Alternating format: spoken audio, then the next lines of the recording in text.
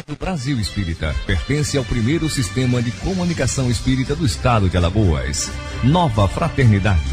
Acesse www.radiobrasilespírita.com.br. As entidades veneráveis têm um outro aspecto. Elas são orientadoras. Elas são guardiães, são mentores. Então, ela está dando uma orientação, está dando um suporte, ou àquele grupo, ou à casa espírita, ou mais, até o movimento espírita, daquele estado, daquela região, daquele país, ou do mundo, conforme o espírito. Então, aí é necessário mesmo, mas mesmo, é uma questão de responsabilidade, de compromisso, que o dirigente, os dirigentes, saibam se realmente aquela mensagem que está assinada com aquele nome daquele espírito venerável, daquela entidade superior, seja ele mesmo. Aí é diferente a situação. Então, a gente vê, eu vou contar para vocês uma história, um fato verídico. Está publicado, eu não sei aonde, porque quem me contou foi a própria pessoa envolvida, o próprio médium envolvido na ação, mas consta que, uma certa ocasião, numa determinada cidade, uma cidade muito populosa aqui do Brasil, uma médium recebeu uma mensagem, e no final da mensagem estava escrito Bezerra, ou Bezerra de Menezes, Bezerra.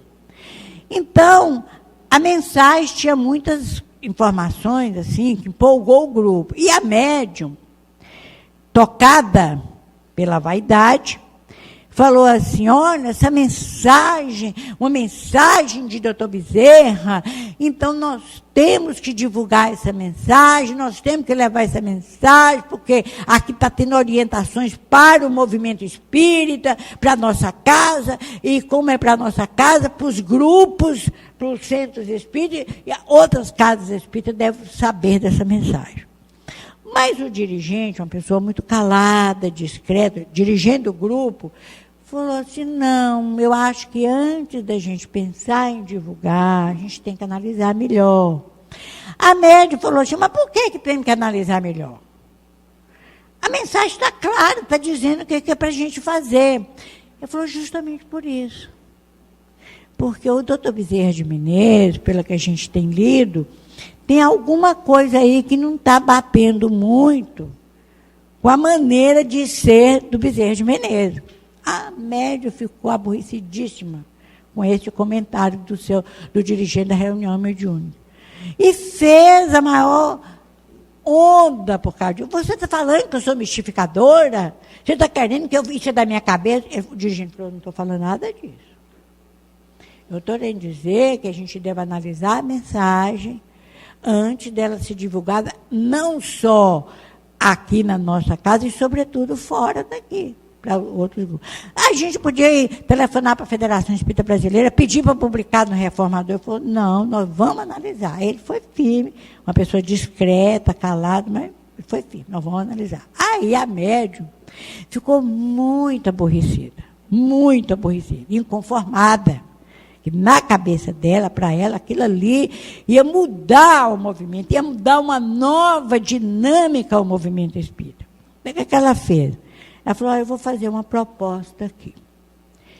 Eu tenho uma amiga que trabalha lá com o Chico Xavier. Naquela época o Chico estava encarnado ainda. Eu vou telefonar para ela, que às vezes que eu tenho ido ao Uberaba, eu fiquei amiga dessa pessoa. Eu vou telefonar para ela e pedir se ela poderia conseguir uma audiência com o Chico Xavier. Uma audiência de 10 minutos, para que o Chico lesse a mensagem e eu peço que vocês me dêem essa chance, porque eu estou tão convicta que é Dr. Bezerra de Menezes e que vai ajudar tanto o movimento espírita, que eu gostaria de ouvir a opinião do especialista em Bezerra, que é o Chico Xavier. Aí ela falou, o Chico está acostumado com ele, vê ele. Aí o dirigente da reunião falou, não, eu acho que está certo. Melhor, em vez da gente analisar, Faça isso, consiga uma audiência com o Chico. O que o Chico falar, está falado. E passou, isso que eu estou contando para vocês, foi ela, a médium, que me contou. Foi ninguém, mas diz que tem um livro em que ela relatou essa história. Eu não conheço o livro.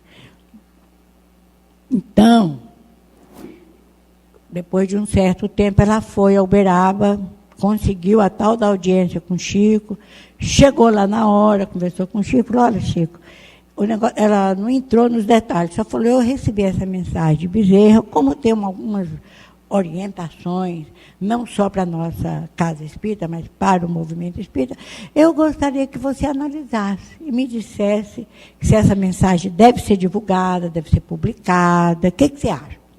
Aí o Chico pegou a mensagem, leu, não era uma mensagem longa, era uma mensagem de 1,5 página, digitada.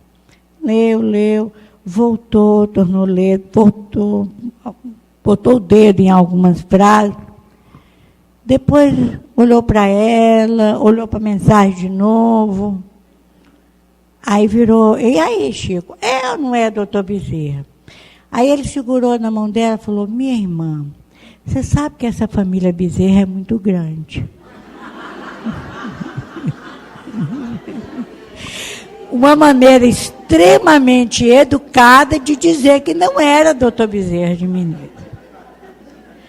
Então, ela me contou, ela falou para mim que ela saiu dali em lágrimas, beijou o Chico, agradeceu, que ela ficou no hotel a noite toda chorando, no outro dia ela ia viajar. Mas ela disse que chorou, achando que ela era a pior das médicas, ela era a última das médicas, que nunca mais, que ela ia sair do grupo mediúnico. Mas depois ela se acalmou, como diz essa mensagem aqui dos benfeitores desencarnados, talvez o próprio doutor Bezerra, de verdade, o povo legítimo, tenha ido lá acalmado. Então ela falou, eu vi como é que eu sou vaidosa. Caiu a minha ficha. A minha viagem de volta, falei, não, eu vou continuar no grupo mediúnico, eu vou estudar mais, vou ser mais humilde quando alguém quiser avaliar, dar a mão à palmatória. Eu achei muito, essa história, para mim, eu conto muito essa história, porque é um exemplo de um médium equivocado, vaidoso, foi tomado pela vaidade, e, ao mesmo tempo, a conduta dela depois. E a maneira como é que o Chico tratou para dizer que aquela mensagem não era do doutor Bezerra de Menezes. São exemplos de vida. Então, nem sempre a gente consegue identificar. Então, quando a gente tem a dúvida, será que essa mensagem é desse espírito mesmo? A gente vai atrás de alguém que conheça mais aquele espírito, porque às vezes a gente não tem um estudo tão profundo. Vamos atrás de alguém, fulano de tal, conhece mais. A gente vai ouvir a opinião do outro, ou do outros, mais de uma opinião. Porque, sobretudo, quando a mensagem tem um caráter, assim, de orientação, que geralmente, os benfeitores têm essa característica, de apoio e tudo, mas de orientação. Então, nós temos que ser mais prudentes, evitar esses livros, essas publicações que estão correndo pelo Brasil e fora do Brasil, que são um verdadeiro atentado à memória, ao trabalho desses orientadores espirituais. Então, a gente deve sempre fazer essa pergunta para nós. Você sabe com quem está falando? Não naquele sentido pejorativo que a pessoa fala, você sabe com quem você está falando? Não. Será que nós sabemos, quando vem uma entidade superior, com quem nós estamos falando? E depois acontece uma coisa muito comum entre os espíritos superiores, isso está lá no livro dos espíritos, e sobretudo no livro dos médiuns. Quando o espírito chega numa certa grau de evolução, outros que estão ali comungando o pensamento falam em nome dele. Então, às vezes, o doutor Bezerra de Menezes está mandando 300 mensagens, considerando o Brasil e o mundo. É o pensamento de Bezerra, mas são entidades que estão usando com a aprovação dele para falar. Então, os espíritos superiores, verdadeiramente superiores, não estão preocupados se tem um nome lá ou não. Eles querem que a gente aprenda o conteúdo. Então, quando a gente vê, por exemplo, a história de André Luiz, eu já vi tanta suposição quem foi André Luiz, tenho pelo menos umas 5 suposições que André Luiz foi esse, foi esse, foi esse, foi aquilo. Agora, o Chico Xavier viveu 90 e tantos anos. 93, né, 94. Ele nunca abriu a boca e falou, André Luiz foi tal espírito. Nunca, não tem um livro, não tem uma mensagem, nada. Ele falando isso. Por que ele não falou? Claro que ele sabia quem era. É porque o espírito queria permanecer no anonimato. Devia ter uma razão, porque ele queria permanecer no anonimato. A gente tem que respeitar isso. Tem um livro do Ranieri, em que descreve o encontro do Chico com o André Luiz, lá em Pedro Leopoldo ainda. Então, Emmanuel aparece de madrugada, acorda o Chico e fala assim, ô Chico, eu trouxe uma pessoa aqui para te apresentar. Aí apresenta aquele espírito. E fala, ele vai começar agora a transmitir alguns livros pela sua mediunidade. O Chico aceitou, tudo bem, ok. Aí ficaram conversando, mas Ranieri tem essa história, isso eu já li, eu tenho esse livro do Ranieri. Aí o Chico, na hora que o Emmanuel e o Espírito estão indo embora, o Chico vira e fala assim, por favor, meu senhor, o senhor poderia me dizer seu nome, até para a gente poder conversar um com o outro, se relacionar? Qual é o nome do senhor? O irmão do Chico estava dormindo na cama ao lado. Ele virou para o Chico e falou, como é que é mesmo o nome do seu irmão? Ele falou, André Luiz. Então, meu nome agora vai ser André Luiz. Isso é o único relato que tem sobre esse encontro. Então, meu nome agora. Então, o espírito, desde o início, não quis dizer quem ele era. Deve ter lá suas razões. Agora, à medida que você foi chegando às obras de André Luiz, assinada lá, André Luiz, a gente começou a observar uma coisa. Quem tem a curiosidade de ler Evolução em Dois Mundos, é um livro que a pessoa, para entender o que está escrito ali em Evolução em Dois Mundos, você tem que ter um domínio de biologia. Se você lê no mundo maior, a pessoa tem que ter conhecimento de psiquiatria, ou pelo menos de psicologia mais profunda. Quem lê Mecanismo da Mediunidade, a pessoa tem que conhecer química e física bem. E aí outros, estou dando alguns exemplos. Qual é a conclusão que a gente chega? Que eram vários espíritos. Era um grupo de espíritos, devia ter um porta-voz, talvez esse que se autodenominou André Luiz, adquiriu o pseudônimo André Luiz, tinha um porta-voz, mas cada livro foi escrito por um espírito diferente da área da ciência. Vocês podem observar isso. Agora, claro que tinha um coordenador desse grupo. Então, neste caso, Kardec lembra, quando não é possível identificar, e a mensagem é boa, ou quando há dúvida sobre a autoria da mensagem, eximem-se, colocam um pseudônimo. Sabe lá, Deus, é o caso do irmão Jacó Frederico Figner, era um homem muito rico, materialmente falando e espiritualmente. Quando ele escreveu Voltei, ele era vice-presidente da FEB. Quando ele escreveu, a família dele estava encarnada. Os herdeiros, ele era de ascendência judaica. Então, ele preferiu colocar o nome de Jacó, o pseudônimo, do que o nome dele. Apesar de intimamente saber que era o Frederico Figner. A história de Humberto de Campos, a confusão que deu a história de Humberto de Campos, foi nos tribunais, processo. Então, uma entidade venerável, superior, a gente tem que tomar muito cuidado. Não cair nessa banalização que a gente está vendo aí, se falando que tal mensagem é de tal espírito. Nós temos que tomar cuidado com isso. É até uma questão de responsabilidade nossa. É a mesma coisa que uma pessoa chegar e falar assim, meu pai se manifesta. Não, esse aí não é meu pai. Eu já vi pessoa falando, não, meu pai não falaria desse jeito. Em hipótese alguma. Eu convivi com meu pai a vida toda. Então, é complicado isso. A gente tem que tomar cuidado. Então, a gente precisa saber com quem que a gente está falando. Às vezes, é preciso nessas entidades superiores. É necessário mesmo. Aí, Kardec nos dá dicas preciosas. É Kardec mesmo que dá essas dicas. Como as pessoas leem pouco Kardec, não perde o fio da meada. Mas como aprender a identificar os espíritos? A primeira condição, nós temos que aprender, que não é ler, mas conhecer, estudar 3 obras básicas, pelo menos. O ideal que seria as todas. Mas 3 tem que ser domínio, conhecer mesmo. Tem que ser conhecer mesmo, não é decorar, conhecer. Uma é o Livro dos Espíritos, que a partir dela surgiram todas as demais obras da codificação.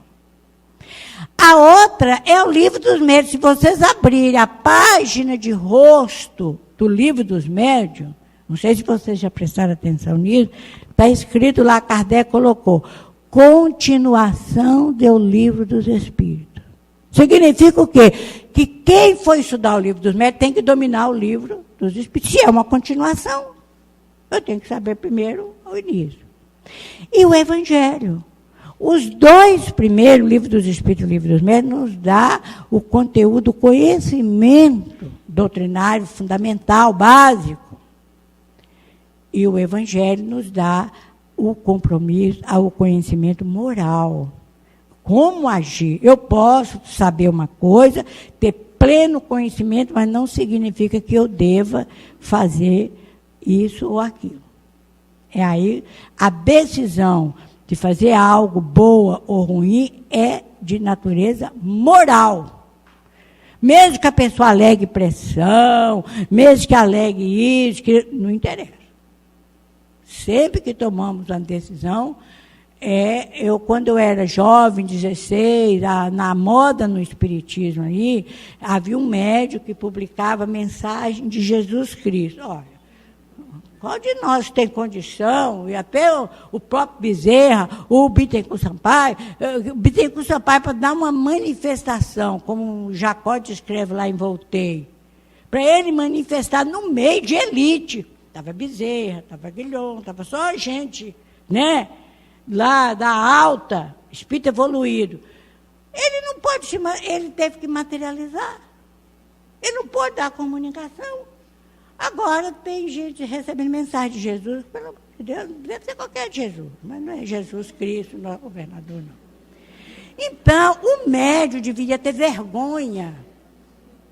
Recebeu o negócio daquele, rasga, pica, joga fora.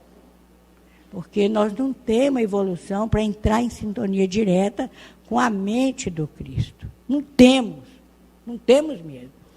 Então, o Livro dos Espíritos, entre outras coisas básicas, necessárias, é como se a gente estivesse construindo um edifício. As fundações do conhecimento espírita, o Livro dos Espíritos. A partir daí nasceu tudo. Então, o Livro dos Espíritos, eles vão nos dar muitas informações, mas, sobretudo, essa informação ali é a escala espírita. Então, eu falo assim, um espírito vem e coloca, não, Marta, você não tem, eu não tenho condições de receber espírito dessa hierarquia aqui, não tenho. Não tem. Não é questão de ser verdade ou de ser falso, não. É questão de evolução espiritual. Não é qualquer médium que pode receber mensagem de qualquer benfeitor espiritual. Uma certa ocasião lá em Brasília, durante a reunião do Conselho Federativo Nacional, no sábado, antigamente, né, bem antigamente, uns 20 e poucos anos atrás, no sábado à noite, depois da reunião durante o dia, não tinha muito o que fazer. Então, a FEB criou o hábito de ter uma reunião com o Divaldo. Teve uma época que era reunião mediúnica, outra época era palestra. A palestra durou mais. Então, o Divaldo reunia o pessoal do Conselho Federativo, não era aberto ao grande público, era uma reunião privada. E os trabalhadores que estavam naquela reunião, e fazia uma palestra. Era agradabilíssima, a gente morria de rir do Divaldo, porque não era aquela palestra formal, era mais uma troca de experiência, das peripécias dele, das dificuldades, das coisas que ele passava. Então, eu me lembro aquilo com muita saudade. Eu nunca aprendi tanto na minha vida. E, geralmente, ao final, como acontece até hoje, vinha uma entidade, um espírito adiantado, um benfeitor espiritual, um orientador, e dava uma mensagem. E, nesses últimos anos, tem sido Bezerra na mensagem oficial, até porque ele é o patrono, digamos assim, do movimento espírita. Tem até um livro, Bezerra Ontem e Hoje, publicado pela FEB. Pois bem, meus amigos, estava todo mundo da reunião do Conselho Federativo, os trabalhadores que estavam ali, alguns paredes que a gente pegou, vai ter palestra ali naquele salão da FEB, e de repente o Divaldo acabou de falar e veio aquela mensagem. Mas nós notamos, nós estávamos ali bem na frente, a gente notou que houve ali um vacilo, coisa que o Divaldo não tem vacilo nenhum. Ele é muito firme na mediunidade dele. Mas houve a gente que estava ali perto é que percebeu que houve alguma coisa. Eu até pensei, o que está acontecendo com o Divaldo? Eu até pensei, na hora, será que o Divaldo está passando mal? Pensei até isso. Será que ele está tendo algum mal físico? Mas ele começou a falar baixinho, meus filhos, e a coisa não vinha, demorava muito. Eu falei, o que está acontecendo? Depois que passou aqueles momentos de agonia, foi uma agonia, foram poucos minutos, mas aí engatilhou e deu uma mensagem belíssima. Essa mensagem a mensagem foi assinada, né, identificada como de Bittencourt Sampaio. Então, o Bittencourt Sampaio do nosso movimento espírita é um dos espíritos mais considerados de maior evolução, entre os mais conhecidos da gente. Aí, depois, o Divaldo falou que aconteceu uma coisa interessante com ele. Então, eu recebi a informação da Joana, que estava do meu lado, que o Bittencourt Sampaio ia se manifestar. E eu me preparei, mas eu não consegui captar o pensamento dele. Eu entrei assim, fiquei um pouco assustada, porque eu não conseguia captar o pensamento dele. E foi aquela vacilação que a gente, que estava ali na frente, que percebeu. Ele disse que ficou meio assim assustado, porque ele pegava fragmentos. E ele falou, como é que eu vou transmitir a mensagem que eu não estou captando o pensamento do espírito? Um médico com a experiência dele. Então, a Joana, na mesma hora, tomou uma medida. Ela ficou sendo a médium de Bittencourt Sampaio, ela recebia a mensagem de Bittencourt Sampaio e ela passava para o Divaldo. Então, eu quero chamar a atenção de vocês, porque no ano passado caiu à mão uma mensagem de Bittencourt Sampaio de um médium. Aí eu falei, mas não pode. O que está acontecendo? Isso é qualquer um, mas não é o Bittencourt Sampaio que a gente conhece. Porque são espíritos que estão numa alta evolução. Não é que estão lá, eles estão mentalmente, emocionalmente, afetivamente, muito distante de nós. Então, nós não conseguimos plugar. Porque a mediunidade, a base da comunicação, a mediunidade é a mente. Nós não conseguimos. Mesmo que a gente elevasse muito naquele momento, como o Divaldo fez o esforço para se elevar, ele pegava fragmentos do pensamento do espírito comunicante. Precisou a Joana ser médium de Bittencourt, que transmitia para o Divaldo. E foi uma mensagem assim, bem devagar, porque era um trabalho duplo. A Joana captava a mensagem e o Divaldo captava a mensagem através da Joana. Então, a gente precisa conhecer a escala espírita. Quando a gente estuda, domina a escala espírita, entre todos os assuntos, a gente vê que tem certos espíritos que não existe a menor possibilidade da gente transmitir mensagem. Não só espírito evoluído, nós não somos tão ruins assim. Tem espíritos tão inferiores que nós também não temos condição. Nós já estamos um pouquinho melhorados. Então, a gente não consegue descer aquele nível de atraso. Não consegue. Não é esse sofredor comum, mas tem espíritos maus, espíritos criminosos, mas que a gente não consegue sintonizar com ele naquele momento. Precisaria de ter um médium do plano espiritual para transmitir para a gente. Então, a escala espírita, resumidamente, para vocês terem uma ideia, vocês têm uma ideia? Não, vocês conhecem a escala espírita, mas a questão é uma simples. Ela está dividida em 3 partes, 3 ordens. Kardec classifica por ordem. É uma classificação científica. Até hoje a gente utiliza essa classificação em ordem, classe, na ciência. Então, 3 ordens. A ordem mais inferior, que é chamada espírito imperfeito. Tem muitas classes. As classes dos batedores e perturbadores, que são que estão mais embaixo, o dos neutros. O que são espíritos neutros? São aqueles que, conforme a influência que é exercida sobre eles, eles vão para um lado ou para outro. Se for uma boa influência, ele toma um caminho bom. Se for uma má influência, ele segue aquela ação da má influência. É a grande maioria da humanidade está dentro desses espíritos neutros. E nós, inclusive no meio espírita, que nós fazemos parte da humanidade, muitas pessoas nos influenciam pelo magnetismo, pelas ideias, a gente segue. Nem sempre a gente mede as consequências.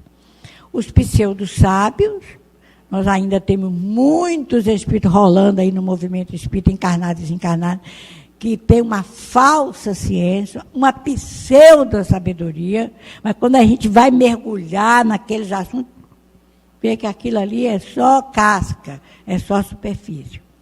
Tem os levianos, né, os batedores, né, e lá embaixo, os mais inferiores, os impuros. Kardec usou esse nome impuros, mas são espíritos realmente que muito maus, maldade mesmo. Na segunda ordem, nós temos os bons espíritos. Aí é o mediano, não é o neutro, é o mediano. Nem são evoluídos e nem também são tão atrasados.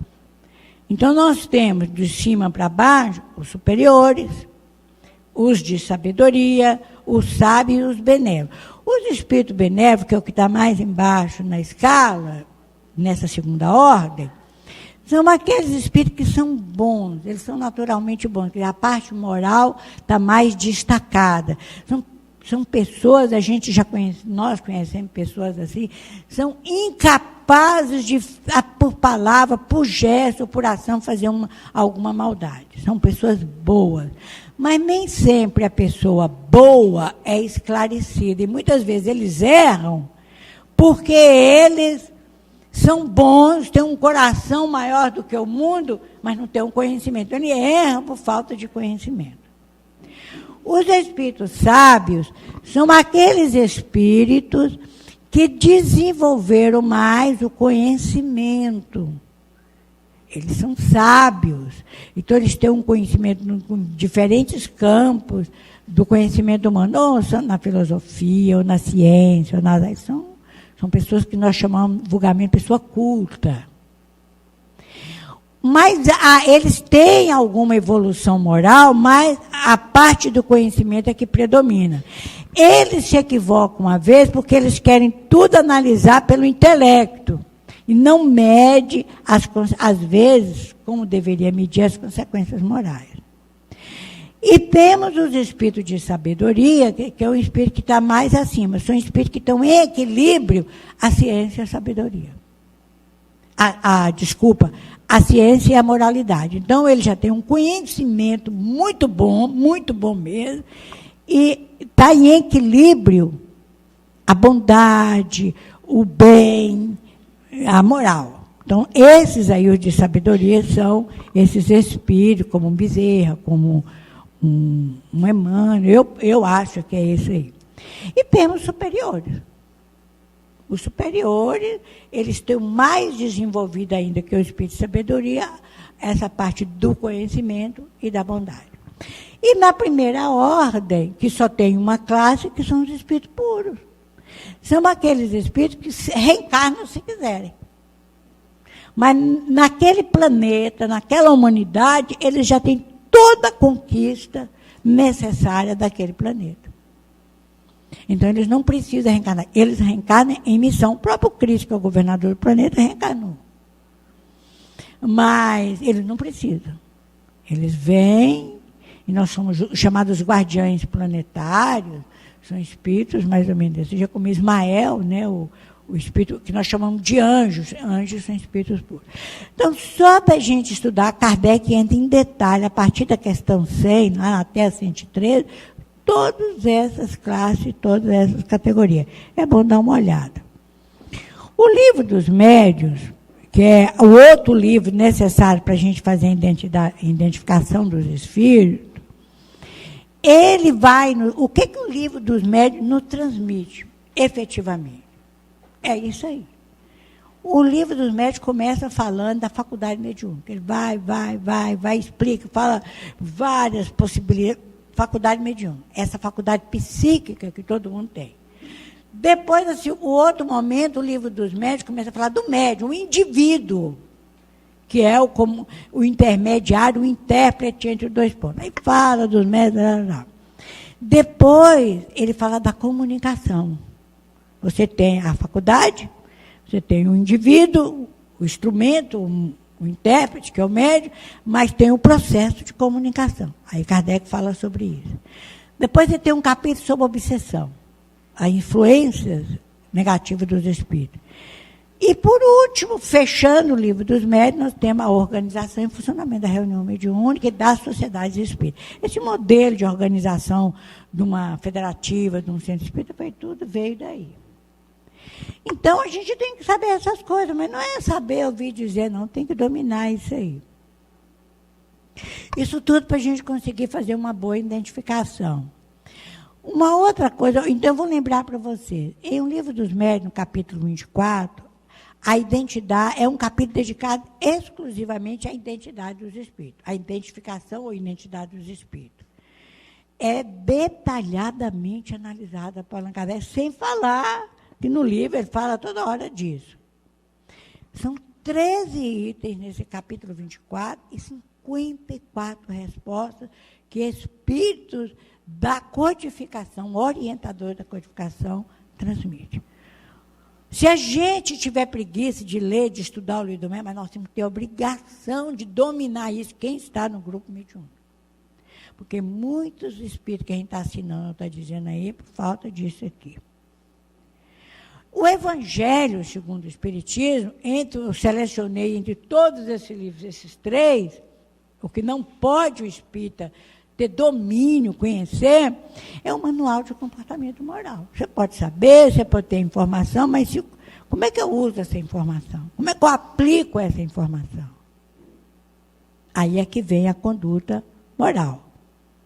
Que definição se pode dar de moral? Kardec perguntou aos espíritos. A moral é a regra da boa conduta e, portanto, da distinção entre o bem e o mal. Funda-se na observação da lei de Deus. Então, se eu recebo uma mensagem que é apócrifa, que é mentirosa, que tem suspeita, tem algumas verdades, outras que não tanto, qual é a obrigação nossa, como conduta moral? Não publicar, não divulgar, jogar fora, rasgar. Porque nós estamos iniciando um processo de ficar ligado a determinadas entidades. Isso não é fácil. Não é fácil. O homem de bem, o verdadeiro homem de bem, é o que cumpre a lei de amor, justiça e caridade na sua maior pureza. Ele estava separado, juntou o triângulo aqui, muito importante. Então, nós temos... Oi? Aqui. Só vou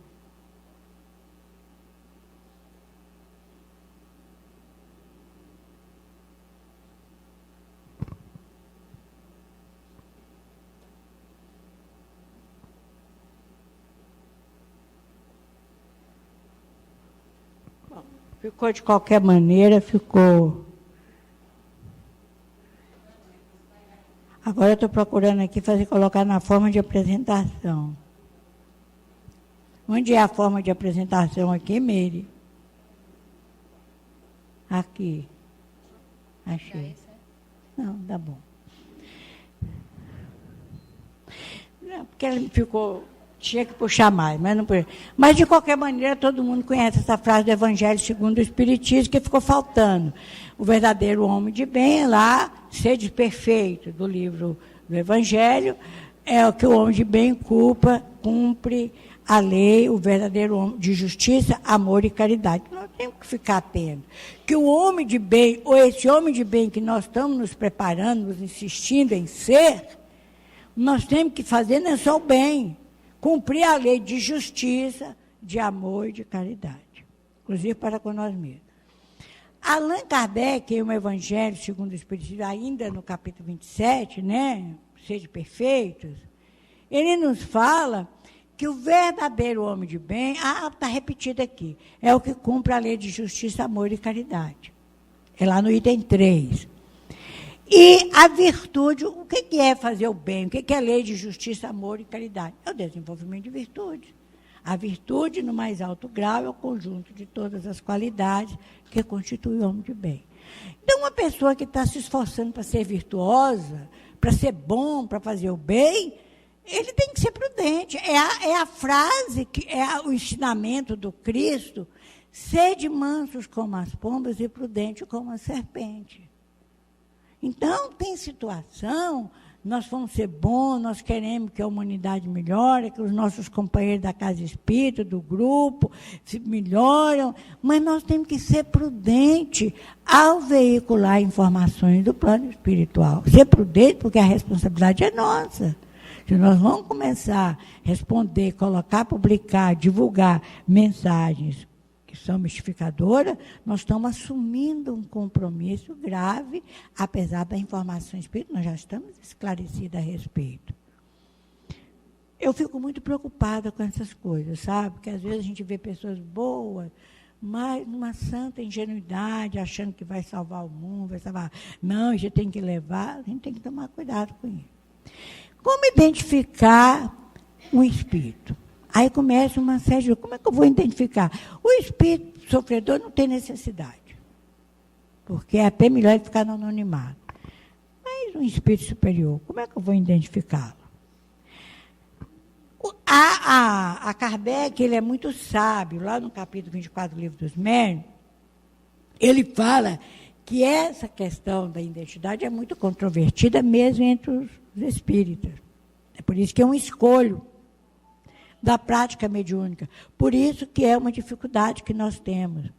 Porque há espíritos que têm tanta inteligência, tanta lábia, tanto jogo de cintura, ele consegue convencer pedra.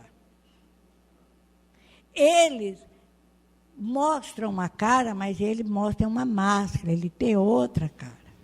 Então, o médium está ali, com um trabalhador de boa vontade, falando que está fazendo a caridade, mas está faltando com a caridade do conhecimento, do esclarecimento, e fica sendo instrumento, joguete na mão dessas entidades, porque elas são muito habilidosas, não muito, engana direito, é muito fácil ser enganado. Mas os espíritos, Kardec, os espíritos superiores, nos indicam que há, pelo menos, alguns critérios para a gente identificar essas entidades superiores. Uma é a linguagem deles. E outra, as ações que eles falam. A linguagem e as ações. O espírito superior não usa linguagem vulgar, linguagem chula. Ele não fala de coisas que vão acontecer como se ninguém tivesse livre-arbítrio, como se ele desconhecesse que nós podemos, com a nossa livre-arbítrio, modificar as coisas. Ele não faz previsão, porque sabe que a previsão depende não só do livre-arbítrio das pessoas, mas depende também da vontade de Deus, do programa espiritual para o nosso planeta, para o nosso país, para a nossa cidade, para o nosso estado. As coisas não estão soltas desse jeito. Aí vem um médico, coloca, vai... Não, tem que tomar cuidado, ter um pouco mais de juízo. Então, a linguagem e as ações, você vê que tem mensagem, e nós já vimos isso, e acredito que vocês também, que cria a maior divisão. Só o fato de uma mensagem já estar criando divisão, ela já não é boa. Tem 10 pessoas, 2 começam a dizer não, a maioria diz sim, 2 diz não, já é motivo para botar aquela mensagem na gaveta, esquecer dela, se não eliminá-la. Porque uma mensagem do Espírito Superior não vem para provocar qualquer tipo de desunião. Eles estão muito bem preparados, eles medem cada palavra, o sentimento e a ideia que cada palavra pode gerar. É muito bem preparada, gente. Não é uma coisa assim. Então, se começa, aí é uma coisa que já não tem banho, já não está bom. Tem alguma coisa errada. E quem enfrenta, e mesmo sabendo que está tendo essa dúvida, essa disputa, essa divisão, e publica e divulga, está correndo o risco de entrar numa situação que, às vezes, numa encarnação, ele não consegue se libertar. Se colocou numa armadilha. Isso é sério. A gente vê espírito como Emmanuel, André Luiz, como Filomeno de Miranda, eles falam assim, da maneira tão categórica, para a gente tomar cuidado com essas coisas, que a gente fala assim, gente, isso é muito sério. Tem coisas que eles deixam passar a mão na cabeça da gente, mas tem coisas que eles são mais decisivos. Tem uma razão de ser. Aí Kardec continua lá. Quer dizer, Kardec não, os espíritos da codificação, né? Kardec apenas está refletindo lá com os espíritos. De fato, os espíritos não nos trazem uma carteira de identidade, esses espíritos superiores. E sabe-se com que facilidade, alguns dentre eles tomam nomes que nunca lhe pertenceram. Falar que é o nome de qualquer espírito superior, para eles está nem aí. Justamente por isso, essa questão de identidade é depois da obsessão. Uma das maiores dificuldades que apresenta o espiritismo prático, a prática mediúnica. Depois da obsessão. A obsessão é gravíssima, a pessoa não é dona de si mesma, está todo destrambelhado, então depois dela vem a identidade dos espíritos. E o que é que nós estamos vendo no movimento hoje espírita? Essa quantidade, a Marluce falou ontem, que de 5, 4 mensagens, está criando separação no movimento. Só esse fato já é um alerta, é um perigo. É um perigo. Nós temos que ser mais prudentes, porque nós não estamos informados, nós estamos esclarecidos nessa encarnação. Nas anteriores, nós cometemos muitas coisas dessa natureza por ignorância. Mas nessa, não. Nós não podemos chegar do lado de lá e falar, eu não sabia. Sabia sim. Sabia sim. Ou porque leu, ou porque viu alguém falar. Então, nós temos que ser mais responsáveis. Olha, eu acho que vocês têm esse sentimento que eu tenho quando a gente está criando os filhos, que um filho mente para a gente fica tão chateado com isso, não é mesmo? Porque a gente está ensinando, a gente fica assim, passa mal, o filho está mentindo. Então, o que nós estamos fazendo? Quando a gente aceita essas coisas, nós estamos endossando a mentira. Nós tínhamos que sentir mal. Nós tínhamos que orar para aquele médico, para aquela editora que está publicando essas mentiras. Mas quando a gente compra, que lê, que fala, nós estamos dando o nosso testemunho que aceitamos aquela mentira. Coitadinho, ele é uma pessoa tão boa, tudo bem, ele é boa, mas ele está sendo enganado. Entendeu? Uma pessoa que assassina a outra, eu estou tão arrependido. Sim, está arrependido, a gente aceita o arrependimento. Mas o crime foi cometido. Tem que ser julgado. Se na justiça do mundo há julgamento, imagina na justiça divina. Só que a justiça divina tem misericórdia. Nós vamos ter outras encarnações mais difíceis que a gente não precisava ter outras divinas. Então, na hora da gente se libertar, ter uma vida melhor, no plano espiritual e nas próximas encarnações. Então, eu estou falando isso com vocês de uma maneira assim, mais direta, para a gente sacudir um pouco, começar a pensar nessas coisas, que ainda há tempo. Pode ser que semana que vem você receba uma informação. Você sabe, a Marta, ela desencarnou, a Marta que estava aqui na semana passada. E ninguém sabe o dia que a gente vai desencarnar, a verdade é essa. Às vezes a gente vê uma pessoa, eu venho de uma família muito grande, 9 irmãos contando comigo, 9.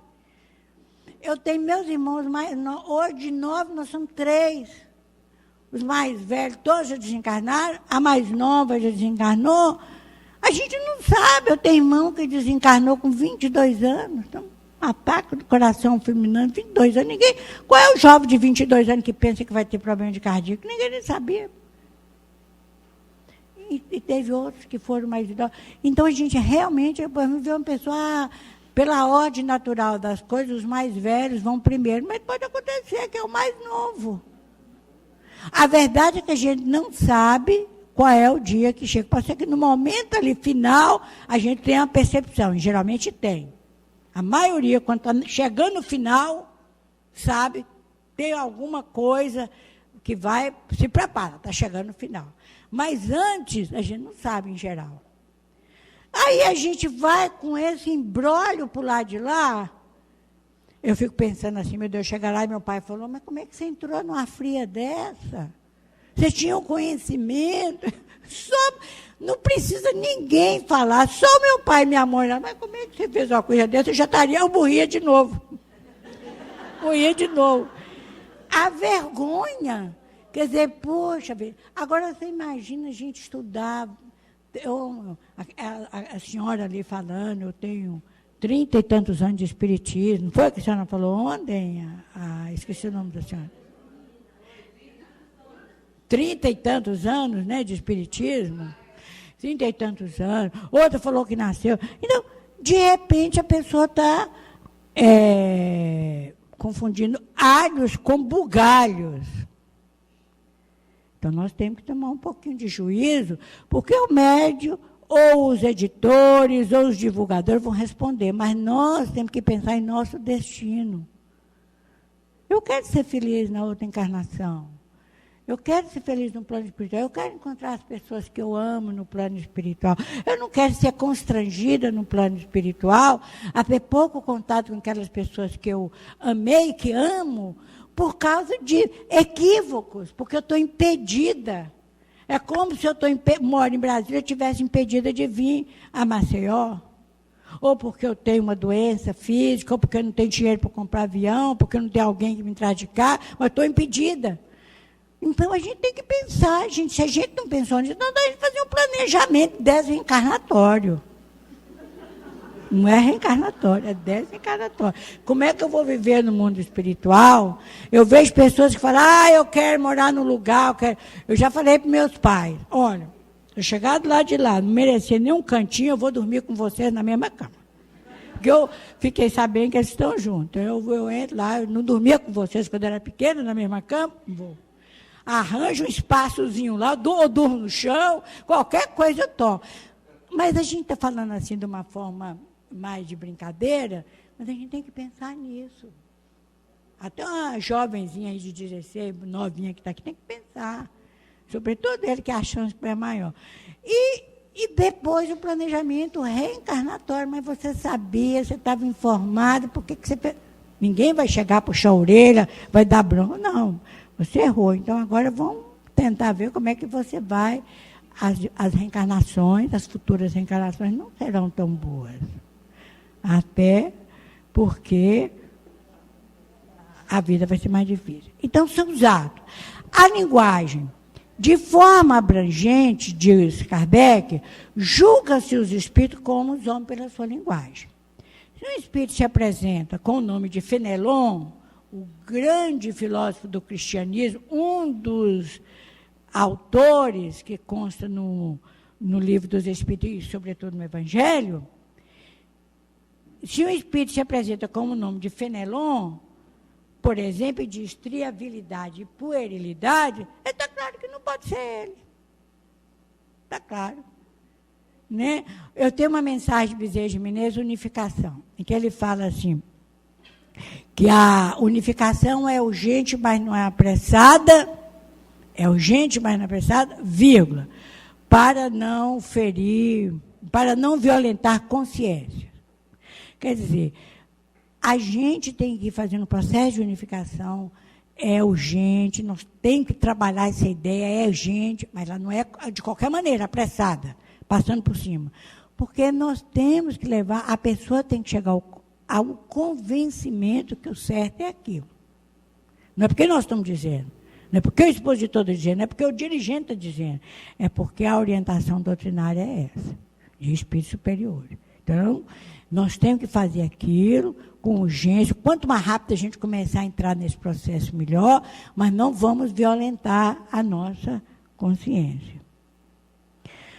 A identificação, ainda sob a linguagem dos espíritos, quando o espírito é muito elevado, que é o nosso caso, nós queremos identificar o elevado. Porque o espírito mais sofredor, mais imperfeito, não há necessidade. É melhor que ele fique no anonimato. Então, o espírito superior, ele vai apresentar na linguagem dele sempre, 100%, superioridade de ideias e linguagem. A linguagem é simples e objetiva, não é longa. As mensagens, longa demais, já revela uma incapacidade do espírito a capacidade de síntese. Você vê que uma mensagem de Emmanuel, ele pega em um parágrafo, ele coloca todo o sistema, às vezes filosófico ou religioso, da humanidade. Isso é uma capacidade que somente o espírito superior tem. Então, quando a gente vê essas mensagens longas, perder de vista, já vê que aquele espírito ali não é aquele que está dizendo que é. Já é um critério. Nomes ilustres. Para os espíritos superiores, o nome é irrelevante. Não tem o menor valor. O que importa é o conteúdo. Anonimato é relevante. Geralmente, os espíritos superiores, como eles são muito modestos, eles já superaram certos empecilhos que nós entendemos, de vaidade, de egocentrismo. E depois eles sabem que eles tiveram várias encarnações. Um chamava José, outro chamava Pedro, chamava Maria, chamava das dores. Então, qual é o nome? Não, para ele não tem a menor importância. Não tem a menor importância. Eles, geralmente, as grandes mensagens, assim, que mudaram muito, né, que estão na codificação, elas estão com pseudônimo. Ou um amigo, um espírito amigo. Entendeu? Não lisonjeia. Um espírito superior jamais bajula, nem que seja uma palavra. Nada. Não se refere ao médium em hipótese alguma. Jamais. Porque o médium assumiu um compromisso com aquele trabalho. Ele foi preparado antes. Ele não é o autor da mensagem. Então, não massageia o ego do médium. Não lisonjeia. Aprova o bem feito, estimula de uma maneira coletiva o bem que está sendo feito, o esforço de melhoria, etc., mas não individualiza. Eles jamais ordenam, eles aconselham, eles respeitam o livre-arbítrio. Gente, o Cristo respeitou o livre-arbítrio, o Cristo, que é o Cristo, deixou Judas suicidar, porque foi uma decisão de Judas. Respeitou, mesmo acudindo ele antes, durante e depois, e continua acudindo, hoje já é um espírito adiantado, o Judas, mas ele respeitou. Então, eles não ordenam. A coisa que me aborrece mais, olha, eu fico irritada realmente. Agora eu já não fico tanto, mas eu ficava. A pessoa chega, o espírito falou que é para fazer isso. Mas por que ele falou que tem que fazer isso? Quer dizer, ele está dando uma ordem num grupo, numa reunião. Me lembrou daquela conversa do doutor Bezerra lá da... É doutor Bezerra, doutor Bezerra, doutor Bezerra. Então, eles não ordenam, eles sugerem. Olha, quem sabe que em vez de abrir um asilo para criança, um orfanato, no momento vocês não poderiam talvez abrir uma escola para criança. Um exemplo. Agora tem pessoas que fazem coisas horrorosas, porque o mentor ordenou. E eu já peguei várias mensagens ao longo da vida, nessas minhas andanças aí para o Brasil, para fora do Brasil, espírito ordenando. Eu falei, não, pode jogar fora, não segue não, porque o espírito superior não ordena. Ordena. Às vezes o espírito chega e fala, ó, eu peço licença para sugerir a forma local.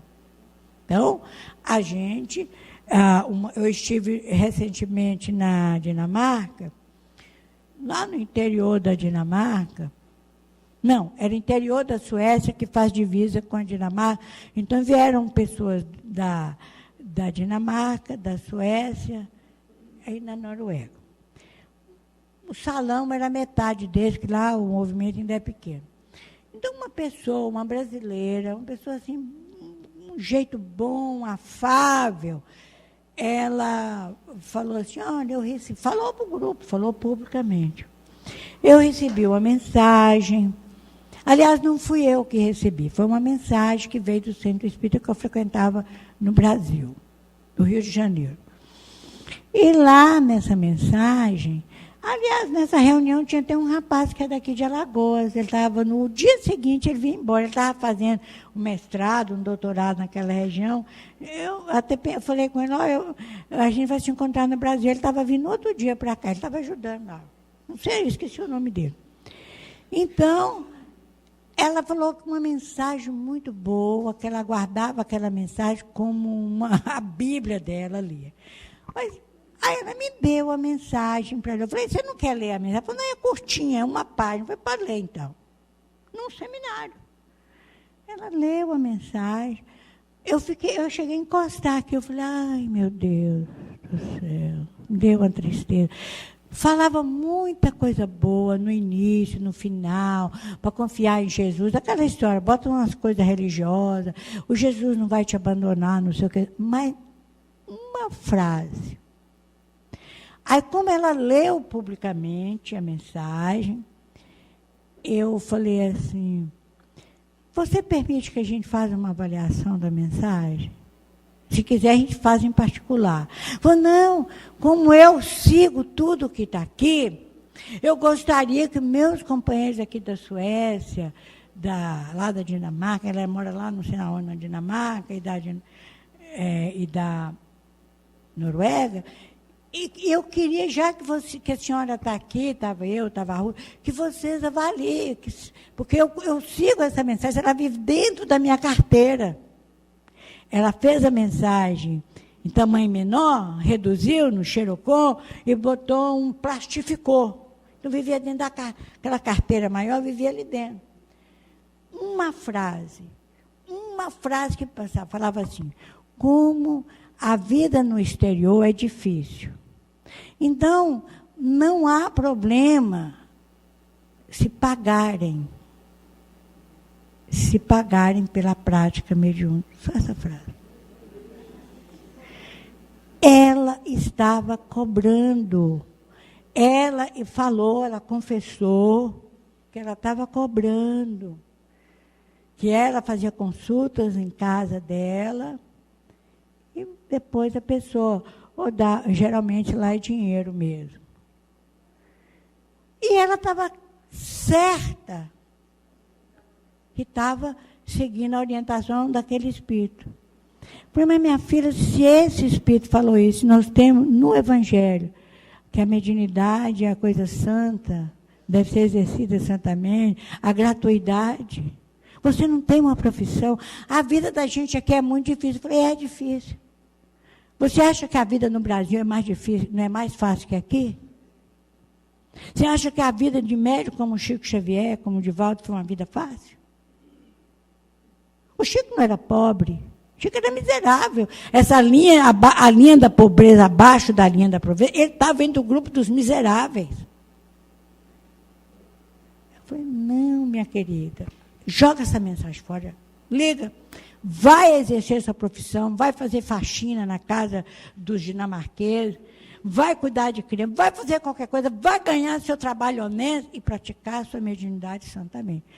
Ela abriu, foi público porque ela abriu. Mas eu estou mostrando para vocês que, às vezes, a pessoa não está fazendo aquilo por maldade, porque vem um espírito, 90% ou 99% da mensagem era boa. Mas uma frase que se perdeu assim, mas mudou a atitude dela, porque ela estava cobrando para orientar as pessoas. Toma cuidado com isso. Entendeu?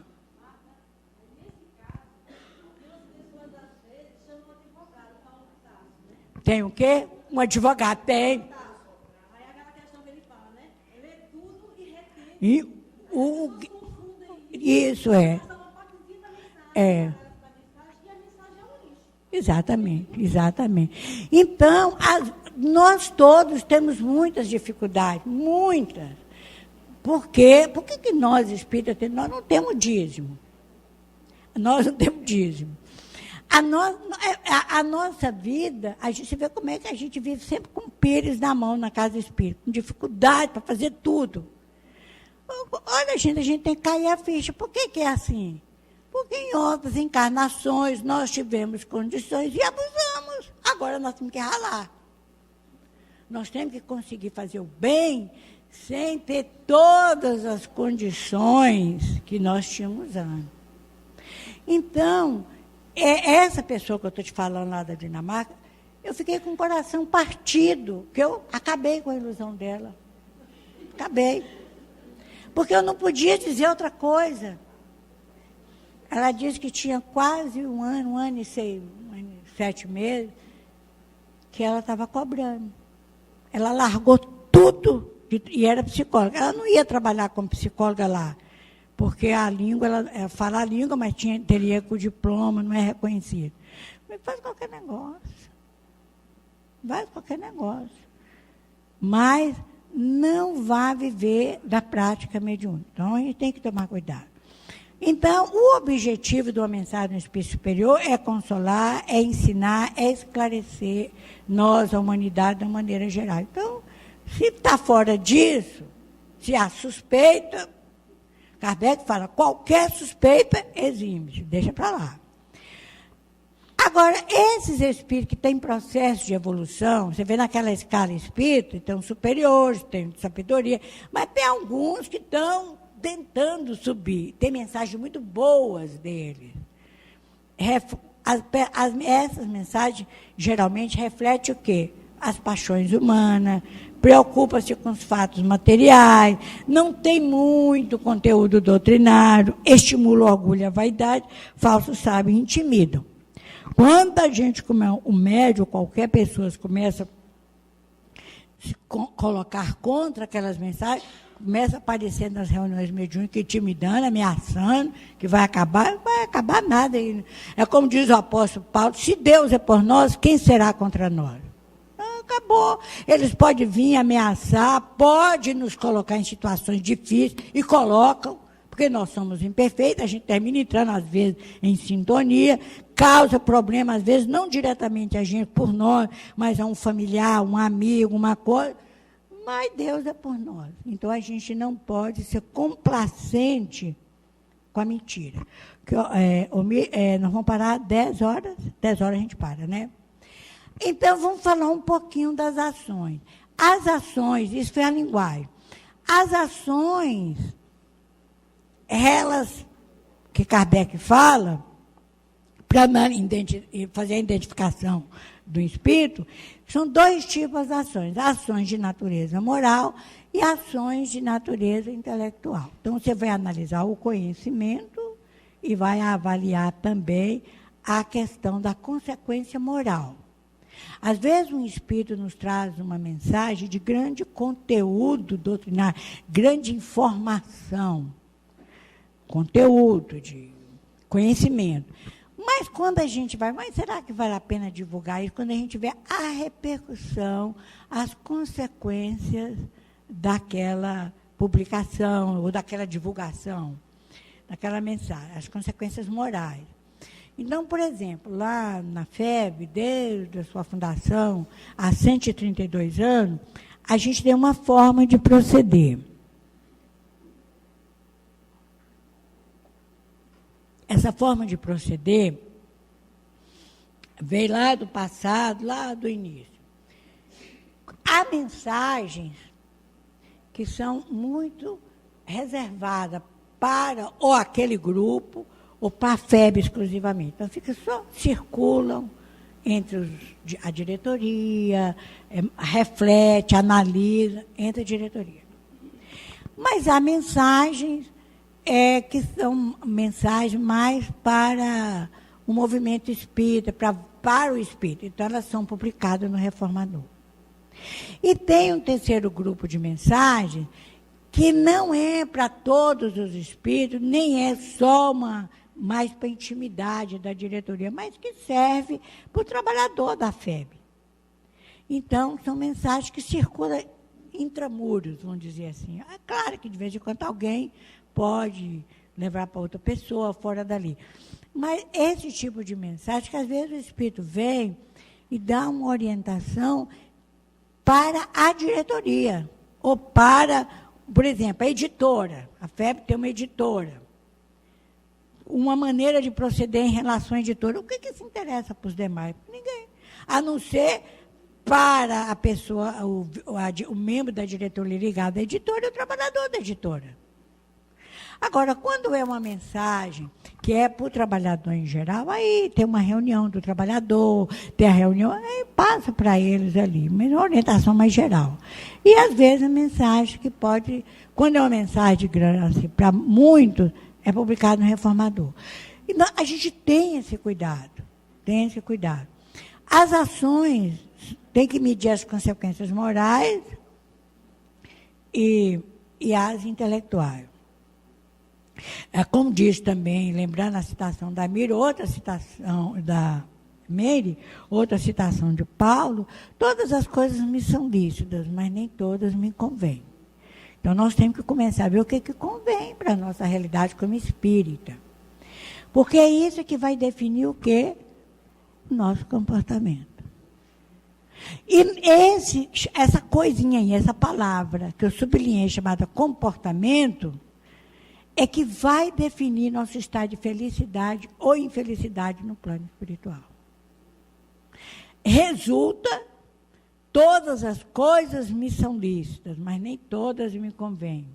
Então, resulta de ações morais e intelectuais. O conjunto de ambas, moral intelectual ou intelectual moral, define o nosso comportamento. Esse nosso comportamento é que vai ser o nosso passe no plano espiritual. Ele que vai dizer, lá ninguém quer saber se você fez isso, fez aquilo, se publicou, se não sei o quê.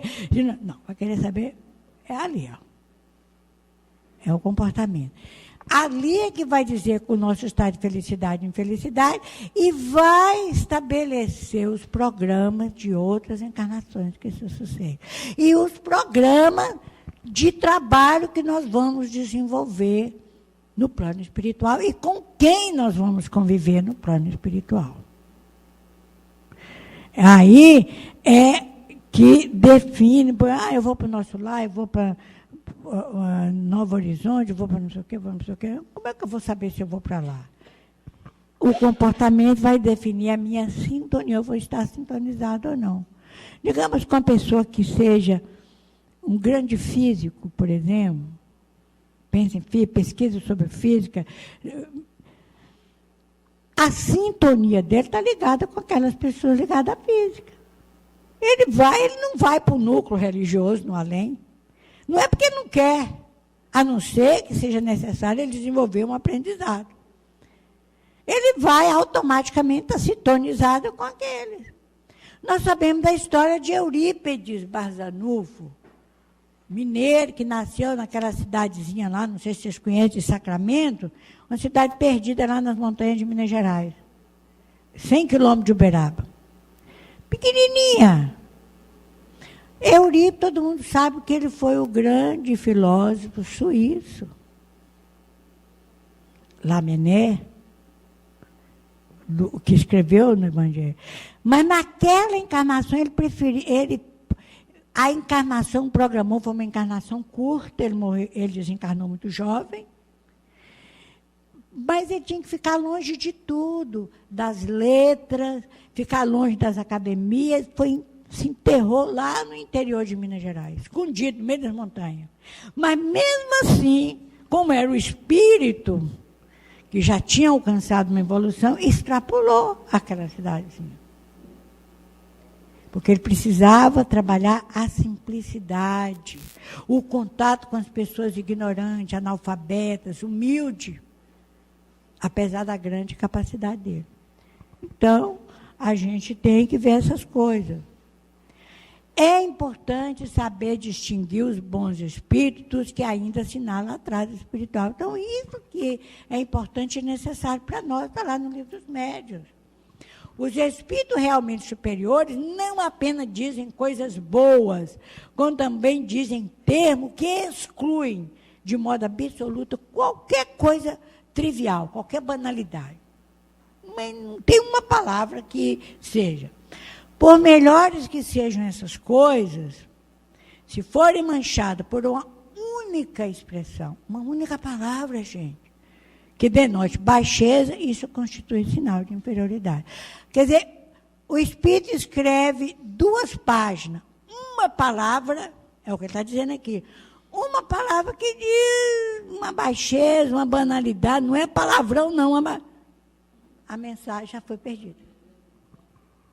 Então, você vê como é que os espíritos superiores tratam essas coisas. Você vai ler Manuel Filomeno de Miranda, você vai ler a Joana, o Manuel Filomeno de Miranda é incisivo, porque o Manuel Filomeno, eu cito o Manuel Filomeno de Miranda, que ele está mais ligado à prática mediúnica. Você vai ler o André Luiz, são firmões. Por quê?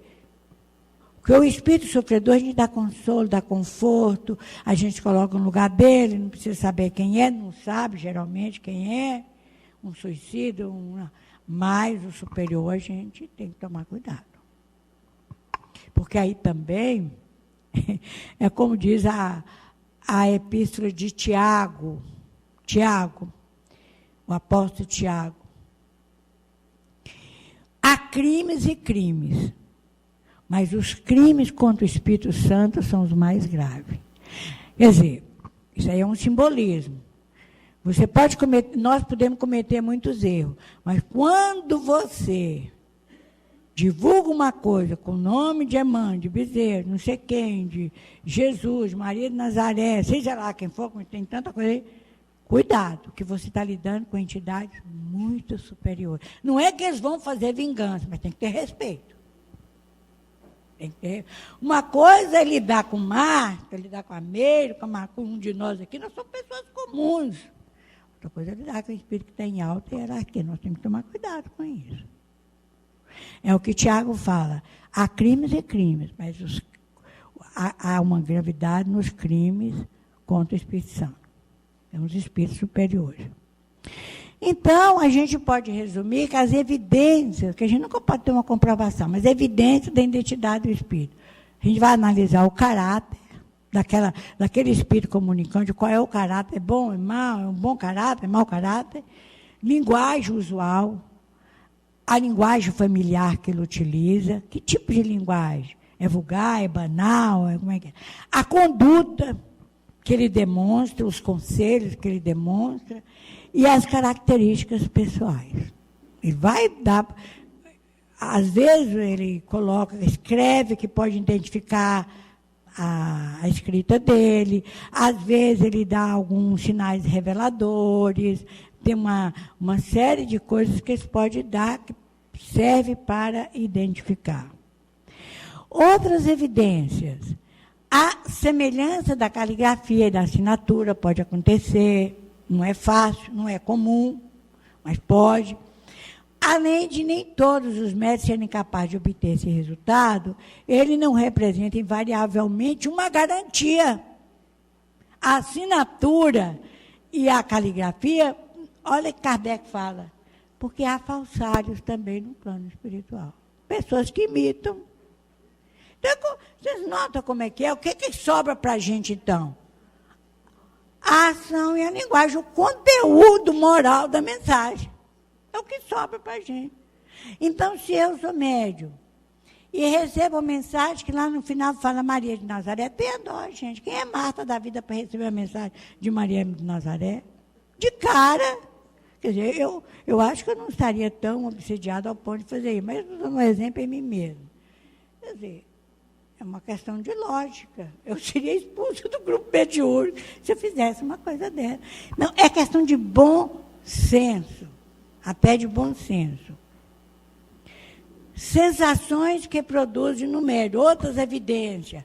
Há médium que quando um espírito superior, verdadeiramente superior, chega no grupo, não é só o médium, aquele que está transmitindo a mensagem, que sente bem. O grupo fala, nossa, sentiu. É geral, porque as vibrações dele envolvem todos. Todo mundo se sente bem, se sente feliz, outro se emociona, começa a chorar, porque é diferente a presença de um espírito superior. E as percepções, boas ou más, que o médium tem ao contato com aquele espírito. Então, eu me senti tão em paz, eu não sei nem explicar, não sei nem falar. Ou eu me senti muito mal. O espírito superior não vai transmitir uma sensação, uma percepção má. A identificação de espírito é mais fácil de ser comprovada quando se trata de espírito contemporâneo, como é o caso de Emmanuel. Eu tenho estudado muito Emmanuel, já estudei muito. Então, eu de cara vejo a mensagem, eu sei se aquilo é Emmanuel ou não é. Por quê? Porque eu estudei muito, eu investi tempo. Estou estudando agora Filomeno de Miranda. Então, a gente conhece toda a trajetória dele, que eles estiveram aqui, não sei quantos anos e tudo. Esses espíritos contemporâneos, cujos hábitos e características são conhecidos, você pode pesquisar aí num livro de história, numa coisa. Porque são justamente esses hábitos que ainda não tiveram tempo de abandonar, que nos permite reconhecê-lo, constituindo isso um dos sinais mais seguros de identidade. Ou seja, os espíritos que da nossa época, ou que tem nos arquivos, um historiador, um escritor, um poeta, é fácil a gente ver se aquela mensagem é dele, se nós pegarmos a história da vida dele, fazer uma pesquisa e começar a comparar. Uma época, uns anos atrás, havia umas mensagens aí, supostamente, da Elis Regina, aquela cantora, uma grande cantora, com uma voz maravilhosa. Aquelas mensagens deixaram. Por quê? Porque quando foi fácil pegar a história de Elis Regina, desde que saiu do Rio Grande do Sul, analisar pessoas que ainda estavam encarnadas, o ex-marido dela ainda estava encarnado. Ele chegou à conclusão que não era dela. E aquilo ali era uma mentira. Então, nós temos várias mensagens que foi supostamente de tal espírito e não era. Porque era um espírito que viveram, que era fácil reconhecer pela maneira dele escrever, maneira dele falar, pela maneira de ser, consultar familiares ou amigos e tudo. E isso é que nós devemos fazer mesmo na casa espírita. Situação diversa ocorre com a identificação de espíritos que viveram em outras épocas, principalmente se carece de referência. Por exemplo, eu vou pegar uma história de Shakespeare, ou de Sócrates, de uma pessoa muito antiga, eu vou procurar ter informações. Mas tem pessoas que a gente não tem muita informação. Não tem muita informação. Então, é melhor a gente não divulgar, porque a gente fica na dúvida. Não tem muita informação, não sabe. A identidade dos espíritos de personagem antigo é mais difícil de se conseguir, tornando-se muitas vezes impossível mesmo, de modo que ficamos limitados a uma apreciação puramente moral. Se uma pessoa está falando que é Por exemplo, Fenelon, a gente conhece a história dele, tem vários livros dele e biógrafos dele desde aquela época. Mas, por exemplo, Sócrates não deixou nada escrito. A gente vai estudar Platão, que foi o discípulo dele. As palavras de Sócrates. Aí, mas a gente não sabe muita coisa de Sócrates. Biográfico, pouquíssima coisa. Então, a gente vai ficar apenas numa apreciação puramente moral. Aí vai lançar dúvida, que a gente não tem como dar muita informação. E o nome aí não tem importância. Se a identidade absoluta dos espíritos é, em muitos casos, uma questão acessória, isso é importância, o mesmo não se dá com a distinção a ser feita entre os bons e maus. Então, no que resume na nossa prática espírita, quando tem uma mensagem do espírito superior, é saber se é de um bom ou de um mau espírito. Ou caímos num comportamento moral. Se é bom ou mal, a mensagem é boa, está nos estimulando para o bem, não está provocando briga, nem discussão, nem divisão, então é boa, vão em frente. Mas se ela criar um pequeno problema, ela já está criando. Se criou um pequeno problema aqui, uma pessoa aqui, outra pessoa ali, já está causando problema. Já não é boa. Pode ser-nos indiferente a individualidade dele, suas qualidades nunca. A qualidade que a gente tem que atentar. No item 262 do Livro dos Médiuns. É preciso distinguir como os espíritos são, não para podermos tratar com eles, conforme o caso, advertir, esclarecer, confortar, ou então pedir ajuda e receber instrução. Então, a gente tem que tomar cuidado, não é uma coisa tão simples. Os espíritos superiores formam um AA, isso aqui é interessante. Eu já falei isso para vocês. Eles formam um grupo tão homogêneo, eles têm qualidades tão próximas um do outro, e como eles estão dando a mínima para essa questão de nome, o que eles interessam é o conteúdo, a orientação moral e intelectual, Kardec lembra que os espíritos superiores formam, por assim dizer, um todo coletivo, cujas individualidades nos são, com raras exceções, completamente desconhecidas. O que nos interessa não é a pessoa deles, mas o ensino que eles nos proporcionam. Ora, se o ensino é bom, pouco importa que aquele que o deu se chama Pedro ou Paulo. Devemos julgar pela sua qualidade, não pelas suas insígnias. Então, o médium fica vaidoso quando bota o nome de uma entidade superior. Mas só isso aí já mostra a inferioridade. Porque o espírito não quer saber se é Pedro, se é João, se é Manuel, ele quer saber se é boa ou não a qualidade da mensagem. E para nós encerrarmos, depois a gente vai ter um intervalo, depois do intervalo vai ser pergunta, vocês anotem, a gente vai responder as perguntas, vocês escrevam as perguntas, e aí a gente vai responder. Essa pergunta sempre presente do Livro dos Espíritos, questão 459.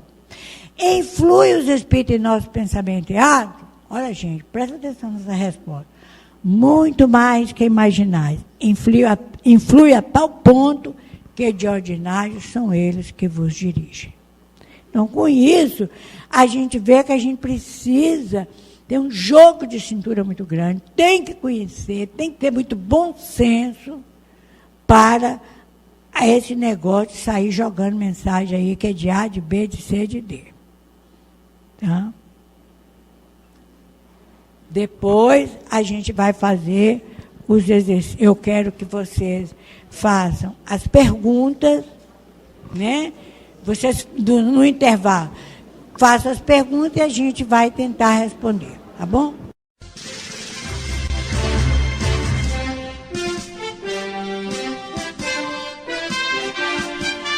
A Rádio Brasil Espírita pertence ao primeiro sistema de comunicação espírita do estado de Alagoas. Nova Fraternidade.